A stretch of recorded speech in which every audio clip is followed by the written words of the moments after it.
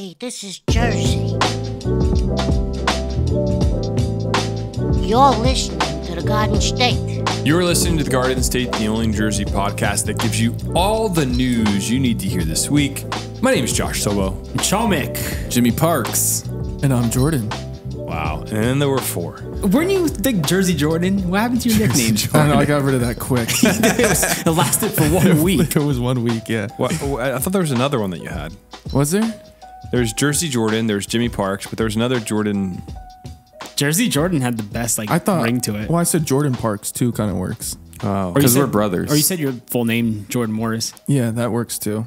We can go with either one. Welcome back, guys, to the podcast. I was going to say, maybe we could just keep adding people until we have 12 people. That's a good idea. 15 people. I don't know if that many people could fit in this room legally, fire code wise, but True. Who cares about fire code?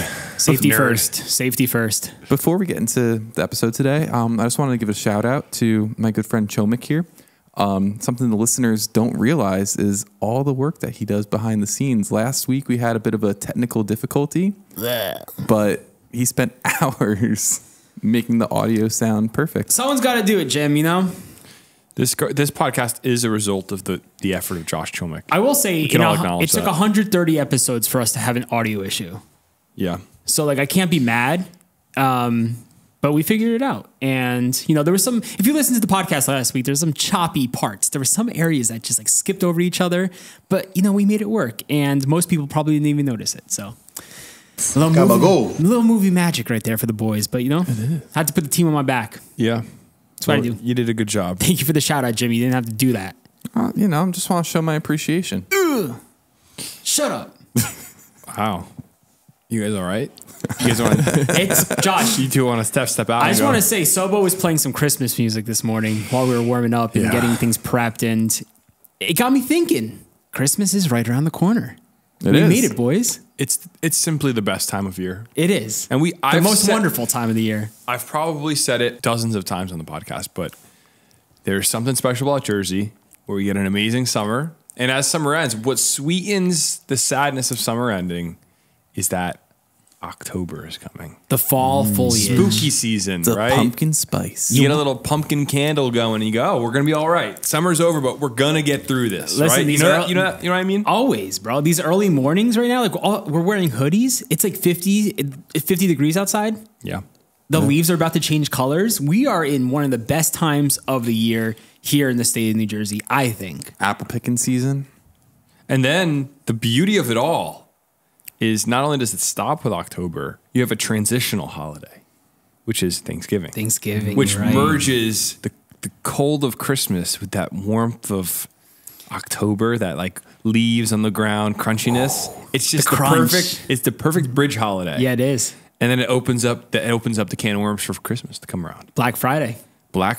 Yeah. I mean, I think we take for granted how sweet culture. I feel like just our culture in general around the way we do the last 3 months of the year. Mm-hmm. Obviously, Christmas is everywhere, but I mean, the way our culture celebrates the Halloween season through Thanksgiving to Christmas is just pretty awesome. In the 3 years we've been doing this podcast, I don't think we've gotten snow before Christmas yet. Years ago, we used to get snowstorms in October, a rare October snowstorm. Yeah. That'd be cool if we got something like that this year. So we get some snow on the ground for Thanksgiving. Well, I was going to ask you, what is the Farmer's Almanac saying? I don't know. I don't care. I don't believe that stuff. They're always wrong. We're not going to follow the Farmer's Almanac here. I will do an in-depth study as the lead meteorologist on the team here at the Garden State, and I will get back to you. But I'm not ready to drop that yet because I'm still not 100% confident. But do we have a La Nina this year? I don't even know, dude. How do you not? You're the weather guy. Meteorologist. Yeah, I don't know, dude. I don't study it that far. Okay. And that doesn't change anything. Last year, That's what I was asking. Last winter, they were like, oh, it's La Nina, so we're going to get tons of snow. We didn't get, what? We got a foot of snow, 2 feet of snow at most, max. So. Yeah, we didn't get much last year. Hopefully this year is the year. Third time's the charm. Let's get some snow on the ground, boys. We need a nice blizzard to bury us in here. We need to do some cloud seeding like they do in Dubai. They just start flying over and seeding the clouds when it's really cold out. Josh and I did see some crazy chemtrails yesterday. Yeah. Oh, I saw those too. The three lines. Yeah. How is that so perfect? What is that? Listen, We're not going to get into this on the pod, but I'm just saying. Chemtrails started when Josh and I went to the UPS store like 15 years ago. And the guy behind the counter, God bless him, Bob D. We'd go all the time because Josh had a P.O. box and he was just a trip. And he'd always go like, guys, the chemtrails today, they're so bad. And we'd actually leave and just like, be like, what in the world are chemtrails? I got to be honest. I'm starting to buy it. You're starting to buy it? I mean, like, what the heck are they? I know. There's never a good explanation.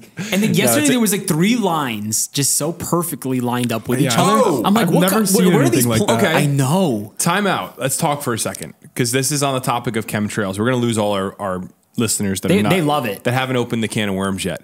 Jimmy, we were talking about spraying for the mosquitoes. Yes. Mm-hmm. So how does this happen? Let me find an article about this before we sound super ignorant. Weren't we going to do this story? Oh, Ralph is here. You didn't tell me he was actually coming. He didn't tell me he was coming either. Hi, Ralph. What's up, Hey, dude? Ralph. How you doing? Good to see you. Come here. Say hi. Ralph just walked into the studio. We didn't know he was coming. Hi. That's a good radio voice.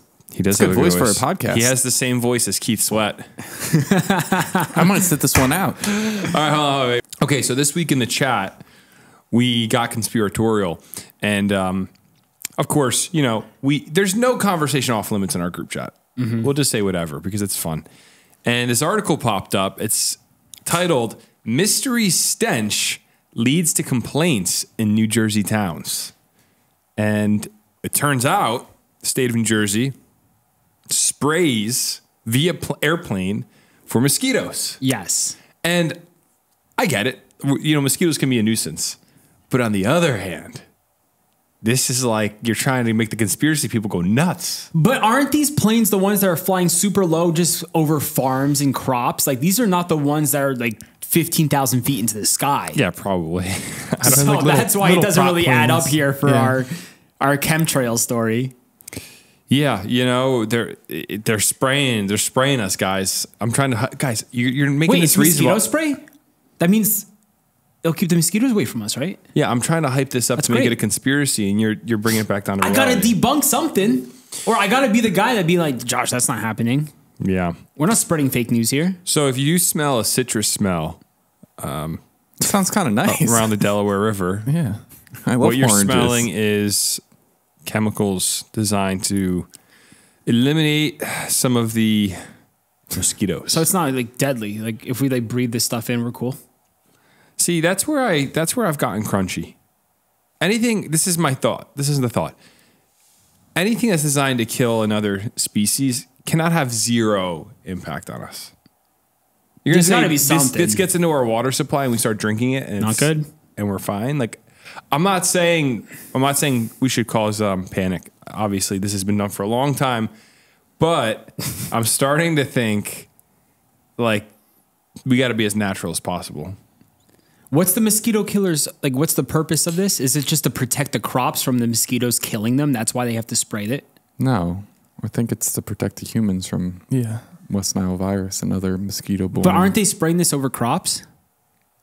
No, they're just using a plane that they would normally use to spray crops. So it's Phyphanon is the trade name for malathion, an artificial insecticide with a low odor, according to the product's maker and government officials. So they spray it to kill the mosquitoes. But where are they spraying it? It's all around Camden County. So it's just in Camden County, though.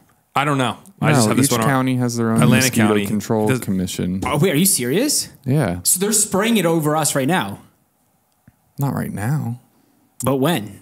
I don't know. I've seen them do it before, though. Okay, we're gonna go down this, guys. I'm actually really interested now. Like, we're getting sprayed on. I thought this was just for farmers. What I want to know is how bad would the mosquitoes be if they didn't do this at all? I have no idea. Would it be like horrendous? I have no idea. They're That's a good already question. bad. So Yeah. like Because here's the thing is like, for example, okay, you go to the store, there's all types of mosquito sprays, right? My wife and I, for our baby, we get like the healthy, the better option, which is probably just natural, like Baby spray. certain peppermint oil and other stuff mixed that bugs don't like. But then you got the ones that you sprayed on your body and you're like, this can't be good for me. It just smells like crazy. Yeah, you don't want to breathe it. So or like even around your yard, like my brother sprayed his yard for mosquitoes and there's different options now. There's like a There's one that works really, really well. Then there's like a natural one because organic. Your kids are running around the grass all summer. What do you want to spray on the grass? You know? Yeah. So it kind of begs the question, like, what the heck are they spraying on us? Yeah. Like, is it like I want to know, like, is this like just, you know, like some peppermint oil. So in this story, the town complained, I guess, to the town heads. And like, is anyone doing anything about it? Like, does it say? So I'll read the article. You know, we're out of line with our podcast setup, but that's okay. So residents in several southern New Jersey towns reported detecting various foul smells on Tuesday night, though the cause may be linked to routine mosquito spraying in a neighboring community. Some residents said on social media the smell was chemical-like, while others said it smelled like citrus. And others across the Delaware River in Philadelphia complained their neighborhood smelled like cat urine. So I guess people smell different. Well, that's what Philly smells like normally. So True. Jimmy didn't like that one. Jimmy's triggered. A foul odor has been reported in areas of Clementon and the surrounding communities. Officials in Clementon, Camden County posted on social media Tuesday night. It is confirmed that the odor is traveling from Hamilton, Atlantic County. A short time ago, officials conducted mosquito spraying like we do in our area as well. Please know that although the odor is foul, it is deemed safe at this time. So Atlantic County officials said aerial spraying was conducted in Hamilton from 6 to 9 p.m. using Phyphonon as part of an ongoing effort to control the area's mosquito population. I feel like I've never seen them spraying that kind of stuff in our area, in Union County. Have you guys? No, Like, not that I've noticed. Jimmy said it's happening in all these towns, but I don't think it's ever happened here. Or at least we probably just don't we would have notice gotten it. a warning. Not really.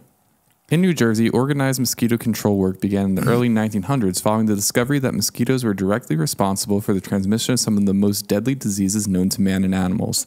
Today, control of these pests are addressed at every level of government, ranging from seasonal programs at the municipal and federal levels to year-round programs administered by the counties and state agencies. But wouldn't they warn us if they're spraying our county?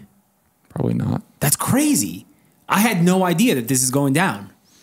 It's going So it down. brings us back to the fact I'm that yelling cancer. so chemtrails might be it's a cancer. thing. Like that actually might be something. Yeah, man. I think 'Cause I know we're joking this whole time, but like now I'm actually serious. The chemtrails thing is a whole nother theory. That's a whole nother thing we don't have to get into. Very interesting. I just think conspiracies are really funny to talk about. That's They're why fun. like when you say chemtrails, I laugh because it's Because to me. it's an ongoing joke between us, but like we like to dig into it and just play with it. Well, some people get really uncomfortable and angry. I think that's the beauty of America. We can talk about funny stuff, and you don't have to like be worried. but it might be real. But there was a lot of people in our listenership that probably, well, I don't know actually. There's probably a lot of people triggered by even us talking about that, which is funny. It's great. It might be real. You know, I will say though, you look up at those planes. I don't know.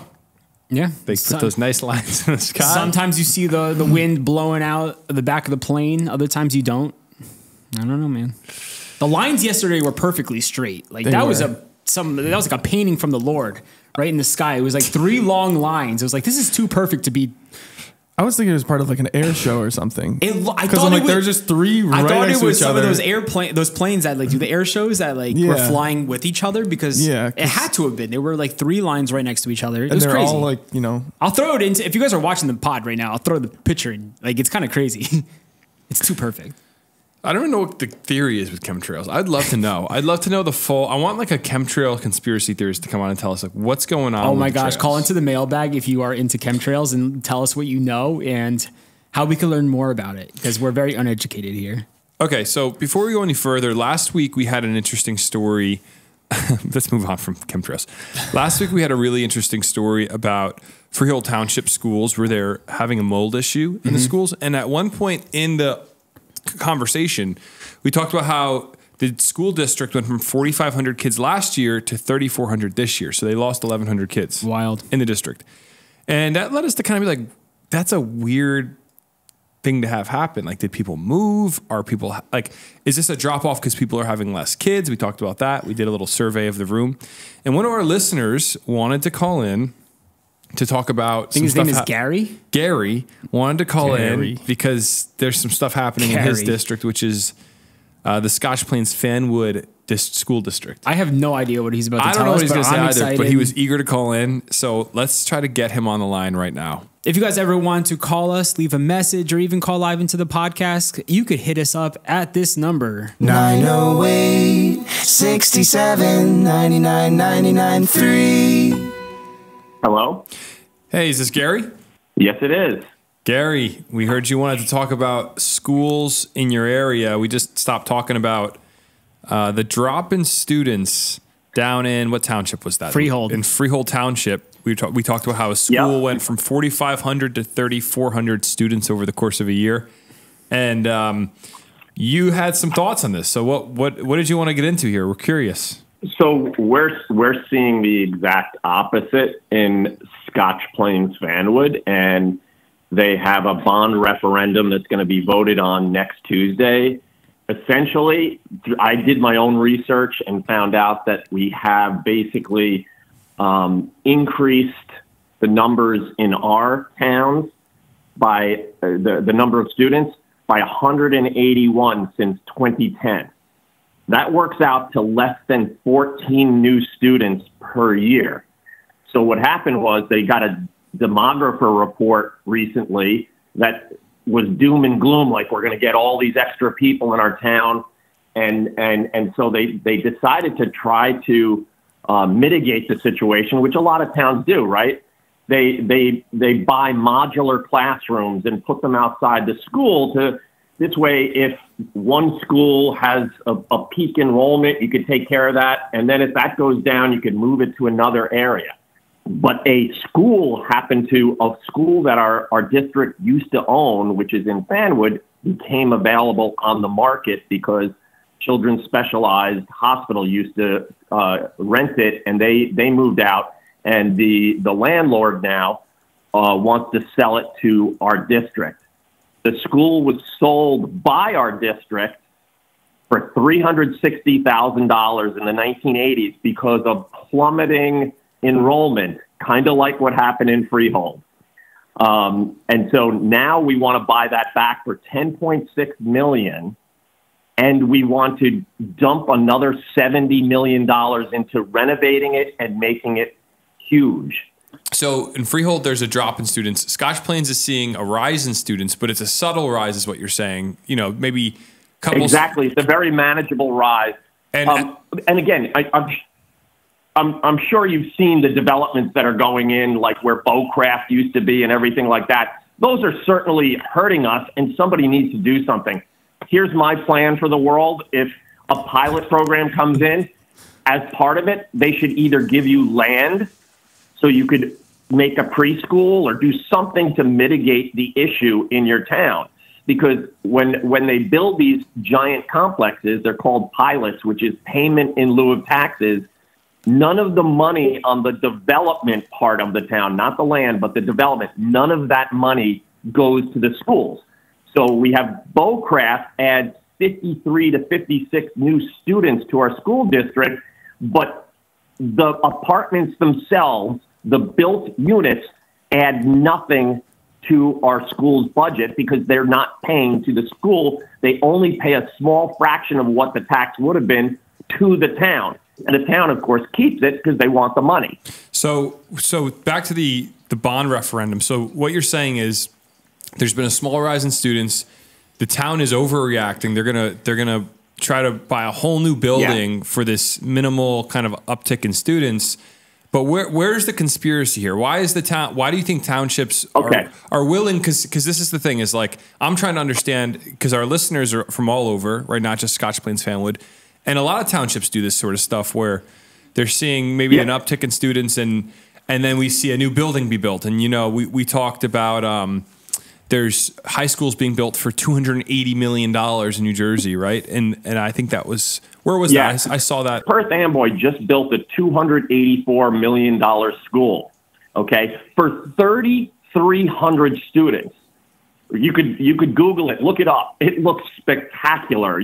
Cutting edge technology everywhere. Beautiful school. The district in Perth Amboy paid $4 million for an $284 million school. That's pretty awesome, isn't it? So the rest of that money Scott- would presumably be from the state, meaning taxes from other Correct. other districts, other townships, other people Correct. paying their money. Got it. So here's the thing, and it kind of makes sense. When this came about, we had an architect come into Scotch Plains Fanwood, and he evaluated an option that they had been working on, which was they actually had voted to get 22 modular classrooms. Okay, then you bring an architect in whose job is to make money, is to do big projects, and they asked him to evaluate buying this new school and expanding it greatly versus the modular classrooms. So if you're an architect whose livelihood depends on large projects, which one do you think you would recommend? Gotcha. Of course, the giant project. They make no money on modular. They're already built. They just got to plug them in and do a little bit of utility work. It's not a whole lot to do that. What's the call to action here for people that might be hearing this and they are in a local district where they're seeing some of this stuff happen? What can be done? Is it you go to your town, you got to, because clearly you're very informed in Scotch Plains Fanwood. I think most people have no idea what's going on in their district, to be honest with you. What do you guys think? So one of the problems is the formulas that they have for certain communities. We pay income tax that also goes to schools. Okay, it's not just a school tax. There's income tax that goes to the state for schools. Okay, so a community like Scotch Plains, we get back 10 cents for every dollar we send the state. That's what builds the schools in Perth Amboy. So not only can we not afford a school in our community, we're actually building them in the surrounding communities. And at a certain point, it hits a breaking point. Yes, there are people in our community who could afford tens of thousands of dollars of an increase in taxes. But there's people like me who got into this community, and I'm on the lower end, and I'm living within my means.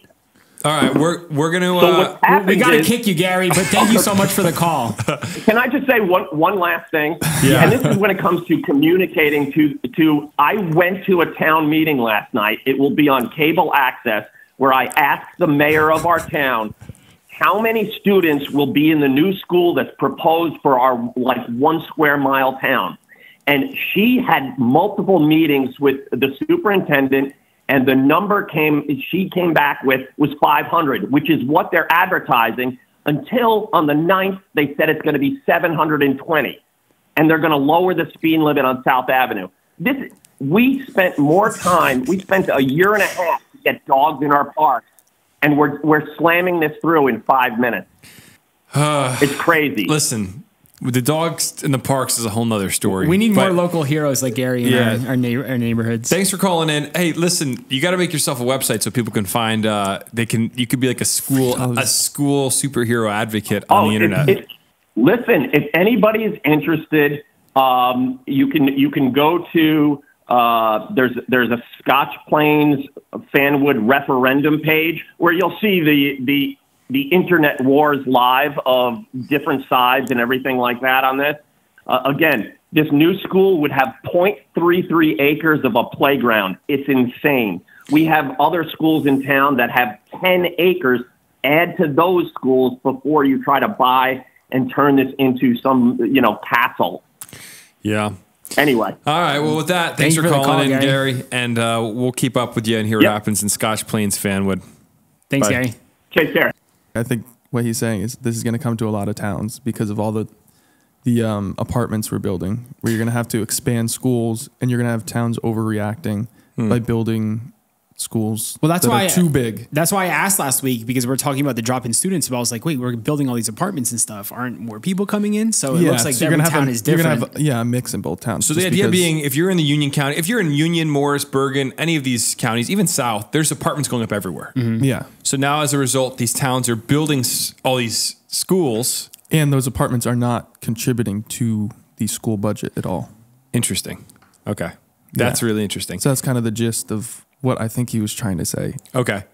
And in that, also these people aren't having kids. So it's kind of like, that's the other thing. Like if you look at who's living in these apartments, I mean, I know that's anecdotal. This is an opinion, but people aren't having kids anymore. Like none of my friends that are living in luxury apartments are having kids right now. And that's the issue is they're going to build these schools and then there's going to be a significant drop off in students because it's going to be like a temporary increase. They're going to build new buildings and all this stuff. And then there's probably going to be a drop off because people really aren't having kids. Got it. What was Gary? I got a little confused. What was he voting for or against? It was whether or not to like approve the bond to build this school, I believe. And did he buy this school? He was against it. He was against it, it. yes. Okay, cool. Thank you for the call, Gary. All right, let's go on to the news. This is a pretty sad story. And this was pretty viral the other day. 2 individuals were killed in a head-on collision in Mantua Township, New Jersey. This video is really tough to watch. I don't even know what was going through this person's mind. If you're on social media, you probably saw this video of someone driving on the wrong side of the highway. At highway speeds. At highway speeds, leading to a head-on collision. And here's what the article says. A wrong-way crash on Route 55 in Mantua Township, New Jersey, left 2 people dead on early Thursday morning, police said. According to New Jersey State Police, troopers responded to a motor vehicle crash at 8:58 a.m. on Route 55 northbound at milepost 51.8.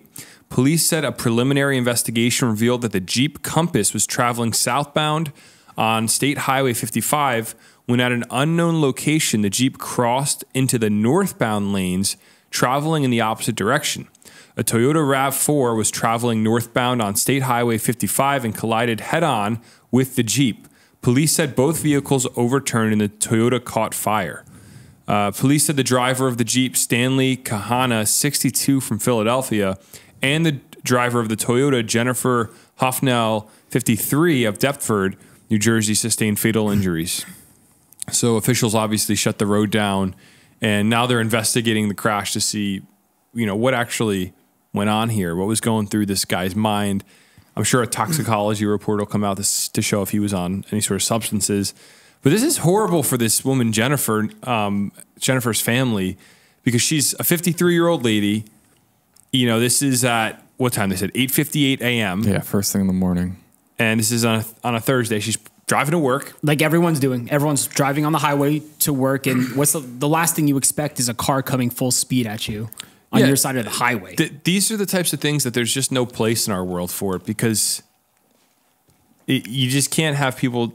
I mean, obviously you can't drive on the wrong side of the road. But when you think about the fact that you could just be driving to work, minding your own business, not causing any issues, and you could just die because someone decides to act like a maniac. There's plenty of situations outside of vehicles where this sort of stuff happens in our culture, but it's just senseless. It's stupid. It's sad.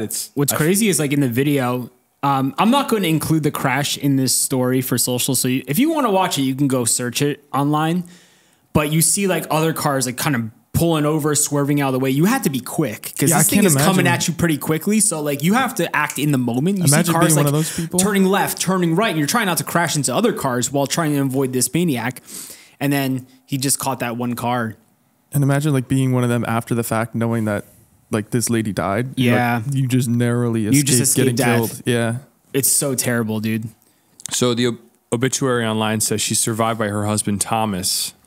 And then it goes on to list the rest of her family, her mom and other people. But her poor husband to have to go through this situation. It's not fair, man. Is really messed up. And I mean, I'm sure again, they're going to give us more information on what was going through this guy's mind, but how insanely horrible that you could just be driving on the highway. And, what prompted him to go on the other side? Who knows? Yeah. I initially thought, and the guys made a good point in the chat. I initially thought maybe like, maybe he had a heart attack, or maybe he had a stroke, and the car's just driving across. But there is a guardrail, so car had to. He was driving pretty like along the lane. It looked like he was fully sober. He had to have based come off on the driving through an exit or something. Yeah, like just come on the wrong and that's way. the really sad part about it. Like, was it a suicide or like? Well, yeah, definitely. Was it like a moment of anger and rage? And I don't even know. But it looked like, according to the video, like he was driving pretty straight on that road. Yeah. Like there's only one outcome here, unfortunately. Yeah. All right. Well, I don't think there's much left that can be said about that story besides the fact that it's, very sad, and condolences to Jennifer's husband, and the rest of her family that's going to have to mourn the loss of this lady. How long do you guys think until we get more information about I don't know toxicology report and all that other kind of stuff? We'll be following the story. I'll keep searching for it. We'll see when it pops up, but probably a few months till we hear something. So it says it could take several weeks or months to complete. So it could take some time. Okay. I'm sure we'll hear more, as it comes out. So let's move on to the next story here.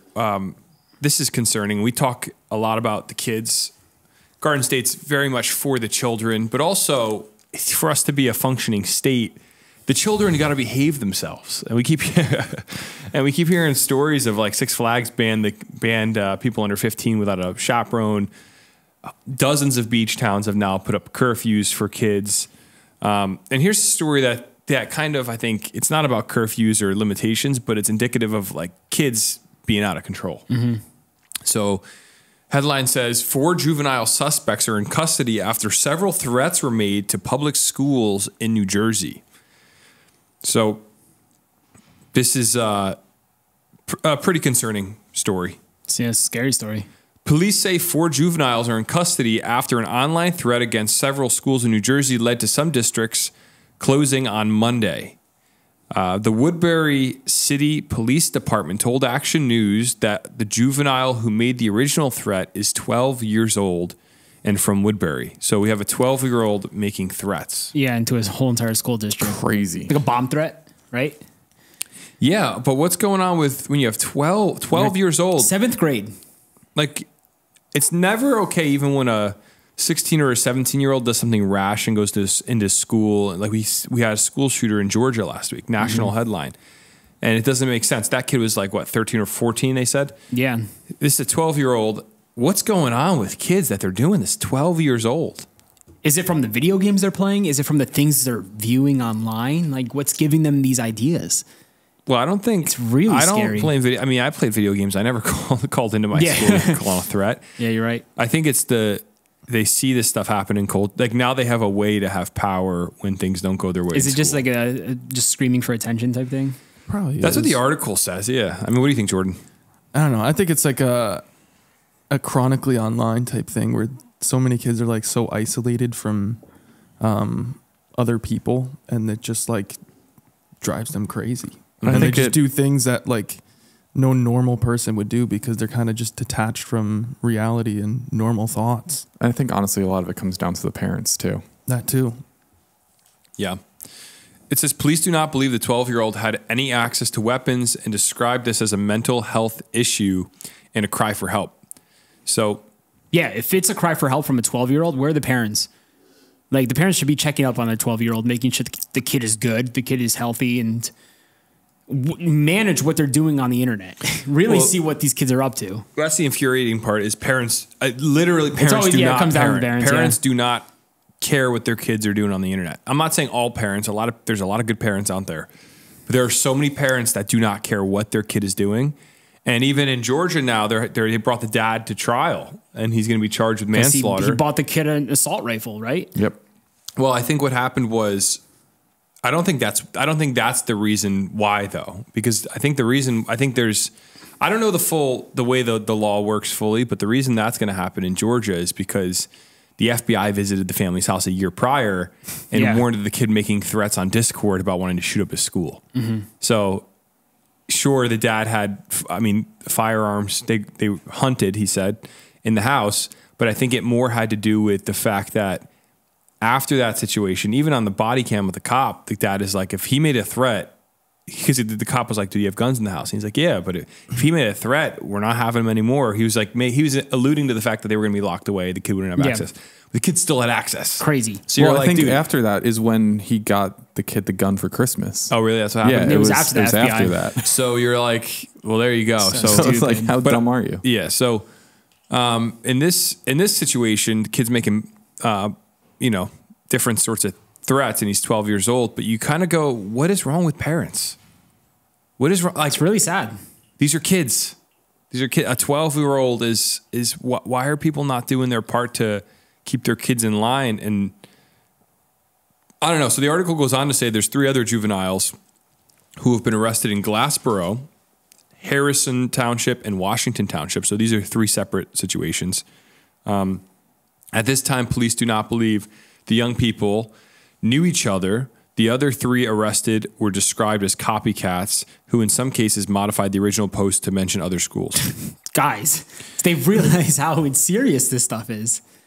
No, Like, come on. I think but this is why there need to be consequences. We need to make examples. Honestly, I know that sounds rough. We're dealing with minors, but we need to make examples of this sort of stuff. Yeah. I agree. And if it means charging parents with $200,000 fines, I don't know what it is. Make it harsh enough that these parents fear their kid going on the internet. Yeah. That's how bad it needs to be, because at the end of the day, parents need to understand that, because you can't hold a 12-year-old accountable for their actions. You could put them in juvenile detention centers, I guess. In some cases we do. I guess if a 12-year-old goes and murders 15 people, they'll be held accountable, right? Like this kid in Georgia, there's going to be some accountability there. But in the same way, parents need to fear the fact that they're giving their kid unfettered access to the internet to say whatever they want, to do whatever they want. And we should have fear, because it's a privilege to have the internet. You know, it's a privilege to be on your phone on the internet, but there's a lot of stuff on the internet that's not for kids. What was your guys' experience growing up when you were 12? Think about 12 years old self. What were your parents like monitoring what you guys were doing online? Because mine were. Yeah, they definitely were. I got in but big trouble. The world was also different. Like, so you have to think, when we were 12, when I was 12, it was 2006. The internet in 2006 was so different than the internet now. Yes. We barely had, YouTube was invented in 2005, but nobody knew about YouTube till 2007. Yeah, it was mostly like AIM and like video games going on. So there was stuff on the internet. And but I think my parents had the different blockers, you know, the safeguards against us looking at bad stuff.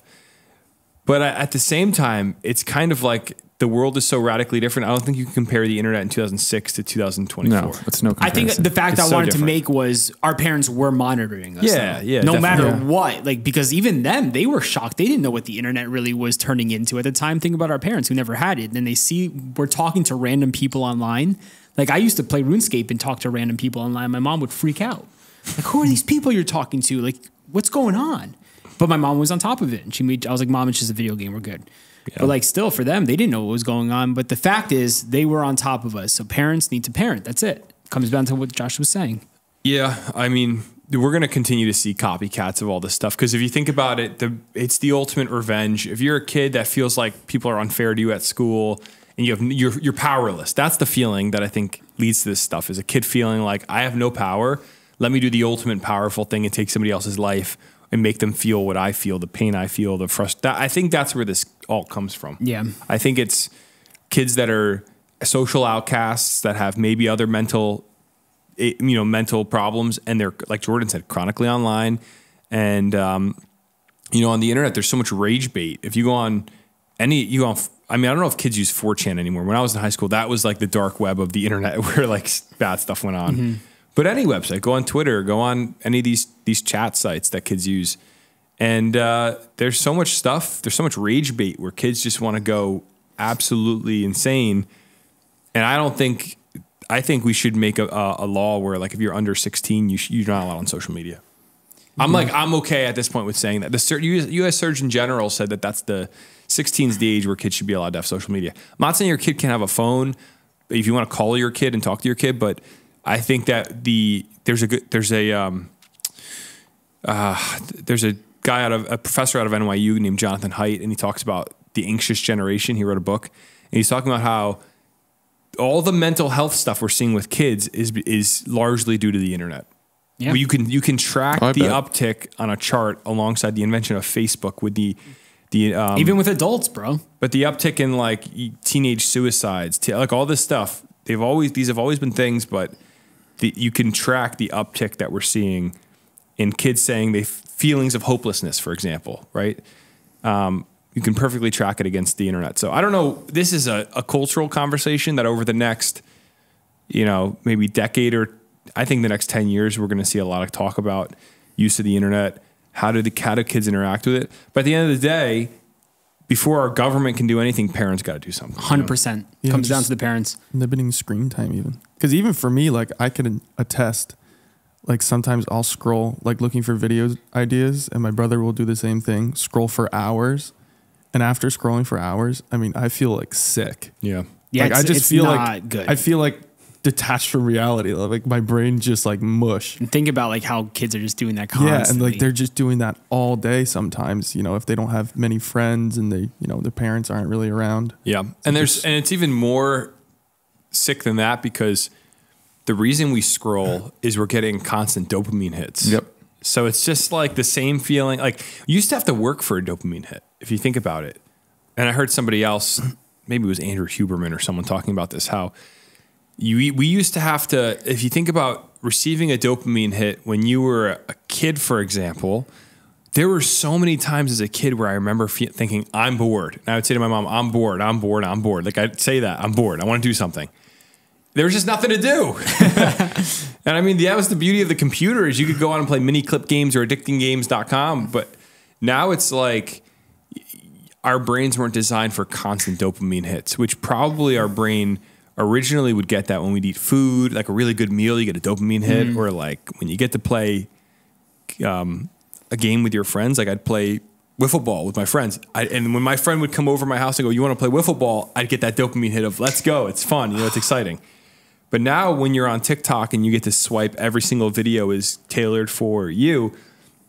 Your brain doesn't know how to regulate dopamine. So you have these enormous highs of excitement and then these enormous crashes of the lack of the drug is gone. And that's it's why an actual drug. It's crazy. So I don't, we're getting in the What are weeds those, here, just to wrap up the article, what are they getting charged with? yeah, good way to rally us back to the conversation here. That's all I'm really interested in. Let me go back to the article here. Sorry, 1 second here.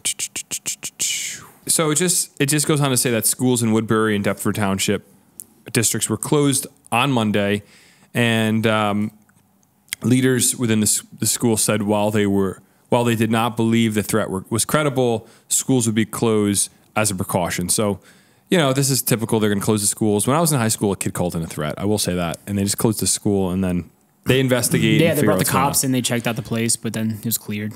So I don't think we're going to see this go away, though. I think this is the trend we've seen so far with these shootings and stuff.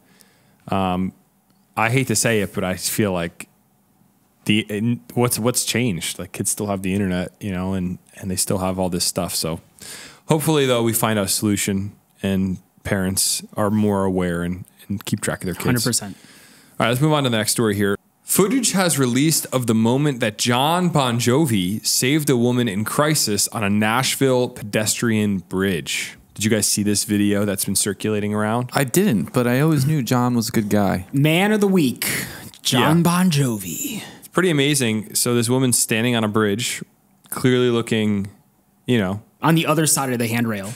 On the other side of the handrail, clearly looking like she's contemplating her life. And then John Bon Jovi just happens popping out of nowhere. First off, he's filming a music video there, but still, like I've said this before. The name Bon Jovi, the guy was born. He was born to be a star, but I just think it's such a funny name, Bon Jovi. But technically, it's like Bon Giovanni. Yeah, something like that. Oh, okay. John Bon. So, but the fact that this lady is going through probably the worst day of her life and Bon Jovi shows up is like you said, it's like an angel shows up. Do you think like she knew who he was, or that's what I was wondering? I don't know. I mean, I'll read you the article and then I have a few thoughts here. Because the comments, everyone was happy. Everyone's obviously celebratory that this lady's alive, but the comments were kind of funny because John Bon Jovi writes songs like Living on a Prayer. I was going to say Living on a Prayer. And he shows up.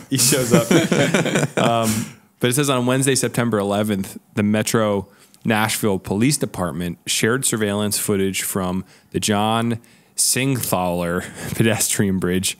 The YouTube video, which has since been removed by the platform, showed the musician approaching the unidentified woman standing on the ledge. After a few minutes alone, the Bon Jovi frontman and another woman helped to carry the woman in crisis to a safer part of the bridge. Bon Jovi continues to speak to the woman in crisis before they walk away from the area together. Shout out to John Bon Jovi and his team for helping the woman on the bridge. Tuesday night, Bon Jovi helped persuade her to come off the ledge over the Cumberland River to safety, the Metro Nashville Police Department said in a post on X. Wow. It takes all of us to help keep each other safe. That was what the chief, John Drake, added. Rep for Bon Jovi could not immediately be reached for comment. The musician was filming a music video on the bridge, which was open to the public when the incident happened, and he offered a helping hand. It's just a beautiful story in Nashville. It's a feel-good story. I don't know what else you'd expect from a man like John Bon Jovi. It's a good guy. They got to change that bridge from the John, whatever it's called, to the John Bon Jovi bridge now, right? There's a thought. We should find out who this guy is, the John. Yeah, maybe he's a legend. Maybe we should put some respect on the name. He's a war hero. Yeah. Who is that? He's an American journalist and writer, so I feel comfortable replacing him. Yeah, we're good. John Bon Jovi just saved this woman's life. Put his name, just slap his name on the bridge, call it a day. Imagine it was like they said the John Singthaler or Bon Jovi bridge. That's crazy though. It's like they're filming a music video there, so there's obviously like a crew there, and I guess this woman, I don't know what she's going through, but she was like, all right, today's the day. I'm going to jump off this bridge, and then I don't know. It's kind of crazy. Okay, this podcast is a safe space, right? We say things that, our listeners know what's up. The way Hollywood works is so suspicious sometimes. Are you saying that this was planned? No, I don't think it was. No way, Josh. I don't think it was. I don't. But this is a safe space to have fun conversation. But wouldn't it be interesting if Bon Jovi needed a solid PR release as he releases a new music video and album? Ooh. I will say, how maybe hard would it be to set this up? Maybe it wasn't set up, but I know like how influencers think, and I'm sure these people think the same way, is he probably saw an opportunity. He could have. Not saying he did. I think Bon Jovi's a great guy. Or maybe he's just a good guy. He wants to see I think he's life, a good guy guys. from Jersey. I think he's a good guy But to from play Jersey. to his conspiracy. If he saw the woman, he's like, wait, this He's is like, gonna be a this could headline be if I'm huge. able to talk her out. I think we're just manipulated by the media nonstop. I think this is a feel-good, happy story. I don't think there's anything more to it than that. But I love the conversation. That's what I'm saying. We're having just conversation. We're not saying this is what happened, but we're manipulated so much by everything we see online that, I mean, like when we were on YouTube, this is many years ago. This is like 2010.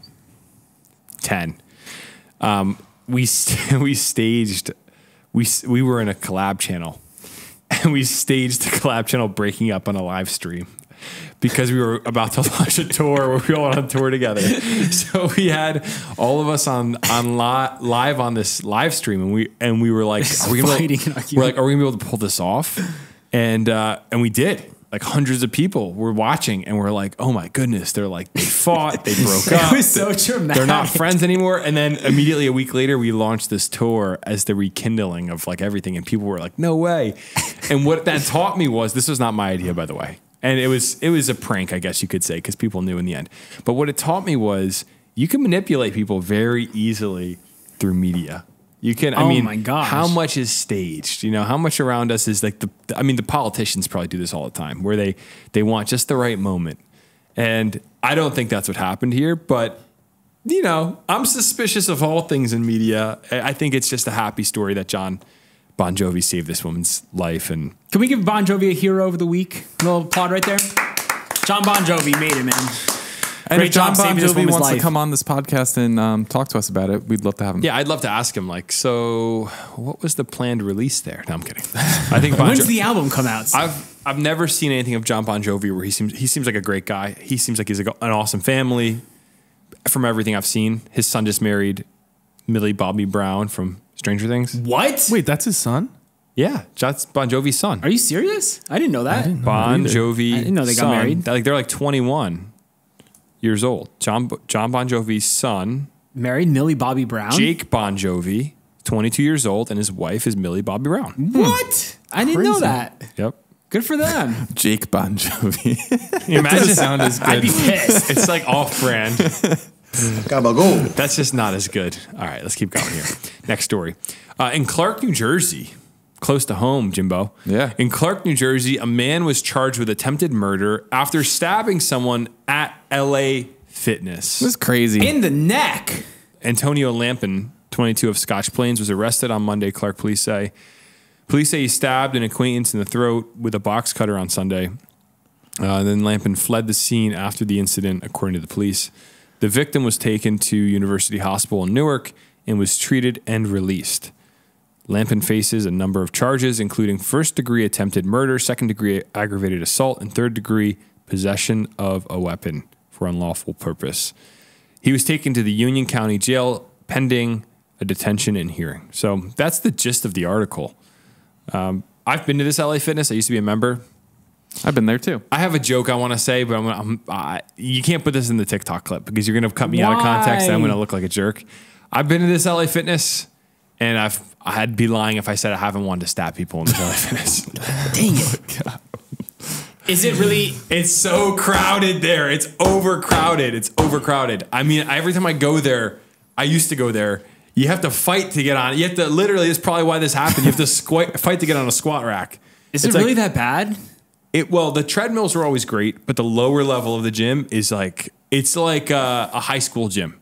You got the noodle-haired kids, like the ramen noodle, the scrawny white kids that just got out of school with their little it's what all the kids look like these days. Look, they'd show up at 3:00. They'd roll in packs of 5 and just stand around, and skibbity toilet around the bench press. So you think that's what happened here with this story? The kid just got mad, or was it a targeted attack? Like it's a guy I'd imagine he knew. it's targeted. I'm being silly. Box cutter. This sounds to me like this kid watched a little too much Breaking I was just about Bad. to say that's immediately where my mind went. Was that Did that happen in Breaking Bad? It's an episode. That's like one of the most iconic. I think that's green the box title. cutter. Box cutter, yeah. And that's how, he took With care Gus, of that. With Gus took care of that one dude. Yeah. So And then Tomek bought a green box cutter not long after that. No, I've had a green box cutter, Jimmy. It's in the studio. But thank God the person he stabbed in the neck survived. And they were released from the hospital not too long after. So I don't think that it was that bad of a stab. yeah. So maybe it was just they didn't hit the artery that if you hit that one artery, right, You're that person's dead. Yeah. And they're 22-year-old man, unacceptable. If he was older, it would be fine though, right? Well, still unacceptable. Get him in the clink. He's probably out by now, knowing Jersey, right? Criminal. 22, man, you're too young. Stop it. He's criminal of the week for sure. Criminal of the week. Do we have any other sound bites that could work with this? I mean, maybe It's sad, dude. Yeah, no, it's honestly just. I think we become desensitized to how bad the news is because we read so many articles. But this stinks, man. He shouldn't have done it. And luckily, the victim is alive. Thank God. And he's going to do some time. Well, he's in the county jail right now, but we'll see. Hopefully they can work out their problems and differences if these two gentlemen know each other. At LA Fitness. They should come back to LA Fitness. No, hopefully it's Union County Jail. Spot each other on the bench The victim press. goes and visits his attempted murder. Who knows what happened here? Maybe they were friends. Maybe it was Ralph. Oh, they're not friends anymore. What's going on over there, Ralph? Yeah, you give them a little spot on the bench press and they could work it out. No, it stinks. It stinks. We don't like crime. I want to live in a peaceful society where people don't get stabbed at LA Fitness. So Ain't happening, brother. I think humor is a great way to mock this sort of stuff and make people go, yeah, this is dumb. It's dumb. It's foolishness. Yeah. And Jordan tried to do this to me one time. Really? I've never even been to LA Fitness. He's never even touched a box cutter. Yeah. I could tell. You know what a knife is? That handshake this morning. Yeah, he did give the limpest handshake in the world this morning. Give me I got soft hands. Oh, your hands are too soft. You got bro. soft hands, What do you brother. got? What do you? Are you lotioning up right now or no? No, I've never used What? lotion on my hands. Your hands are way too soft to not have lotion Even on with them. like rock climbing and stuff, even my calluses are soft. I don't know why. You got soft hands. Genetics. All right, let's move on to the last story here. And then we're going to leave it on a good note. Yeah, I'm excited for this one. This is what the people want out of us. A dog was rescued after weeks of wandering around Newark Airport. This dog was just chilling for weeks, just walking around the airport. Ralph, don't you live near Newark Airport? You see this dog walking around? Well, you'd have to see a photo. You could look it up on your phone. But the dog's name was Monkey. No, they named him Monkey afterwards. You can't just name a dog after. Isn't it someone's pet? They don't know whose it was. So an adorable Jack Russell Terrier puppy has been safely captured after being seen running on the loose near Newark Liberty International for weeks. Here's what I don't get. They see him for weeks. Why didn't they grab him immediately? I mean, a pilot's probably taken off. Like, look, there's that dog again. He's on the runway, just running around. Rescuers have named him Monkey, and he had been seen darting around the busy roads and highways around the airport for weeks and always ran from any humans who tried to catch him. Aww. Monkey. A professional trapper from Buddha Dog Rescue was finally brought in and Monkey was captured. So Buddha Dog Rescue came in. Officials with the Ramapo Bergen Animal Refuge say the dog was very weary of human contact, but has been warming up to his handlers at the shelter. He was introduced to CC, the office dog at RBARI, and immediately perked up, the group said on the Facebook post. So they released a statement about this guy. I will give him this. He's a cute little guy. Yeah. He's a cute little dog. Did no one own him beforehand? We don't know. We don't know. Yeah, we don't know. It wasn't in the statement or anything like that? We don't know. Here's the statement we'll get into right now. So Monkey has found healing with our experienced dog kennel staff at RBARI following weeks of running the dangerous highways outside Newark Airport. After a period of decompression, we are working with Monkey to overcome his fears. Aww. Most likely airplanes, I'd guess. And cars. They're going to like take him back to the airport. Maybe he liked the sound of the airplanes. That's why he stayed in the area. Stuck around. So Monkey is extremely cautious of human contact, avoiding it for weeks. When on the IAM, early on, we introduced him to CC, our adorable office dog. With CC's reassurance, Monkey slowly came out of his shell, finding comfort with gentle scratches or in a safe lap. His playdates with CC were the beginning of Monkey's socialization training. Aw. Enrichment items like Kongs and music are helping to comfort Monkey as he adapts to constant companionship and human contact. He is doing great with his daily rehabilitation sessions. So curious and treat motivated. You know, I'm starting to think maybe we should just respond to these broken kids that want to shoot up schools the way we respond to dogs. Ooh. Because people really know how to be compassionate when it comes to an animal. But I think with humans, I'm not saying compassionate towards a school shooter.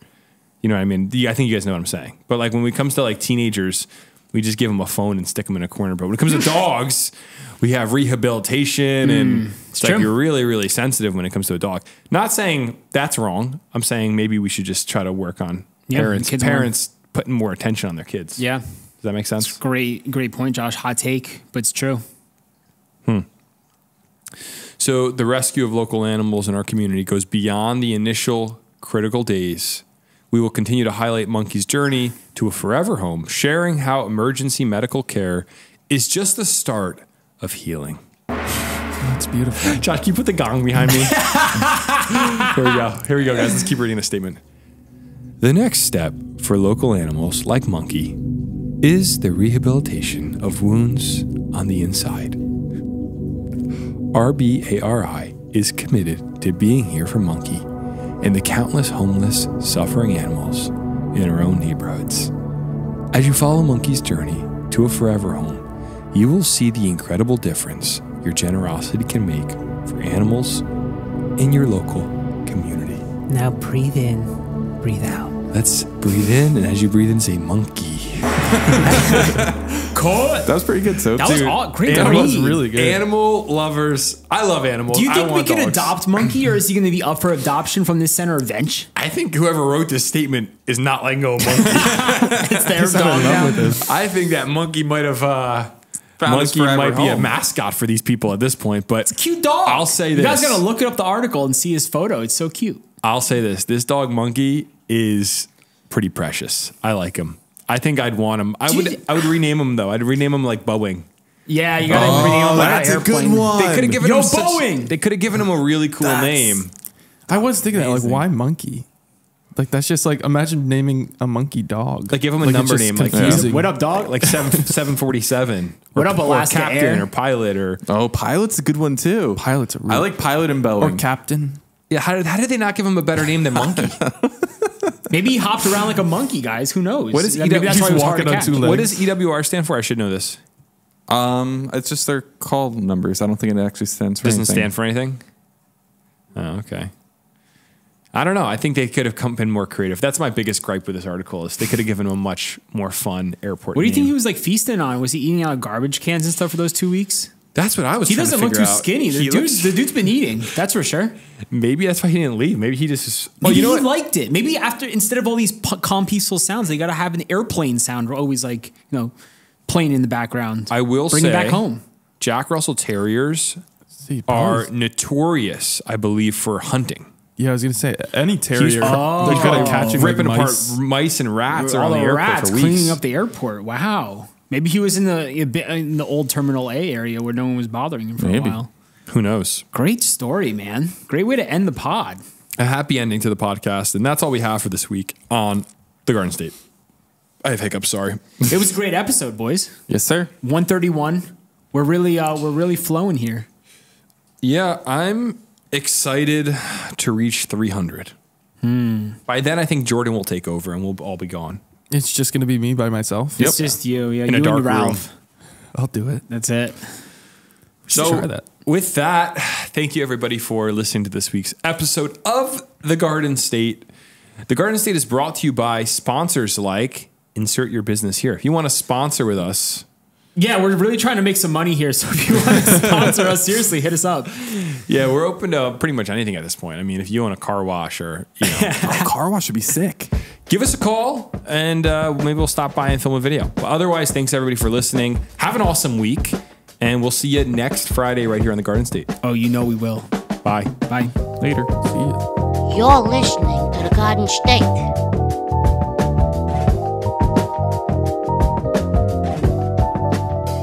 The Dirty Jers.